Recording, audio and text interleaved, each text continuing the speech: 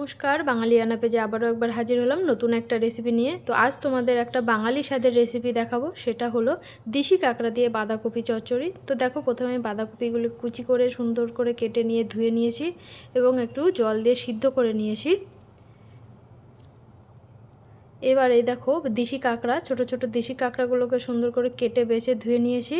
কিছু কেটে নিয়েছি আলু, আর কিছু কেটে নিয়েছি পেঁয়াজ কুচি, টমেটো কুচি, কাঁচা লঙ্কা কুচি আর ক্যাপসিকাম কুচি, সাথে একটু আদা বাটা নিয়েছি।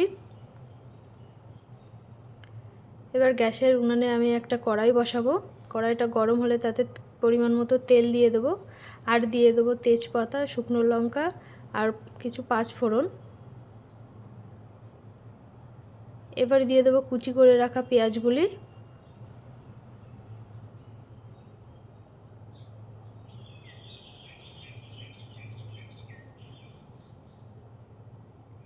পেঁয়াজগুলি একটু ভাজা ভাজা হয়ে গেলে দিয়ে দেবো কেটে রাখা আলু।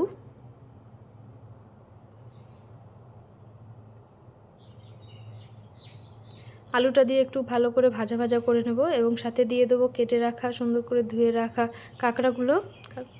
কাঁকড়াটা দেওয়ার পরে আমি খুব ভালো করে একটু নাড়াচাড়া করে নেব এবং যে কুচিয়ে রাখা টমেটো কুচি, আদা বাটা এবং ক্যাপসিকাম কুচি আর কাঁচা লঙ্কাটা দিয়ে দেবো, সাথে দিয়ে দেবো নুন।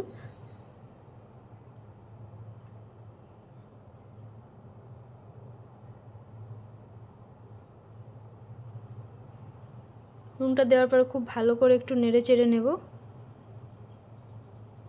এবার বাঁধাকপিটাকে দিয়ে দিলাম, যে বাঁধাকপিটা আমি সিদ্ধ করে রেখেছিলাম সেই সিদ্ধ করা বাঁধাকপিটাকে দিয়ে দিলাম।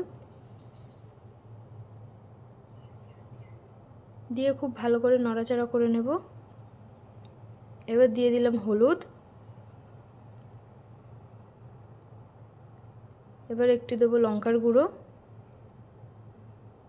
আমি এখানে কাশ্মীরি লঙ্কার গুঁড়ো ব্যবহার করেছি।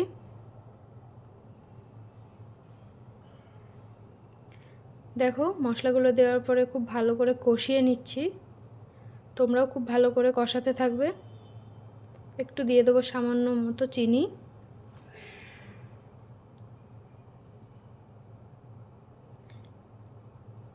আর একটু দিয়ে দিলাম ভেজে রাখা ধনে গুঁড়ো।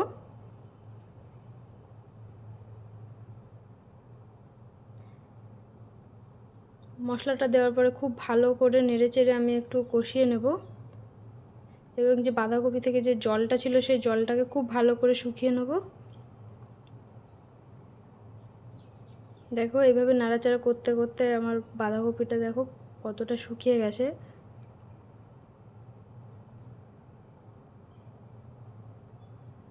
এবং শুকিয়ে আসলে আমার তৈরি হয়ে গেল আজকে দেশি কাঁকড়া দিয়ে বাঁধাকপি চচ্চড়ি। তো তোমাদের যদি এরকম বাঙালি স্বাদের রান্না ভালো লাগে, অবশ্যই আমাকে কমেন্ট করে জানাবে। এরকম রেসিপি আমি আরও দিতে থাকবো। তো আজকের মতো টাটা, দেখা হবে পরের দিন।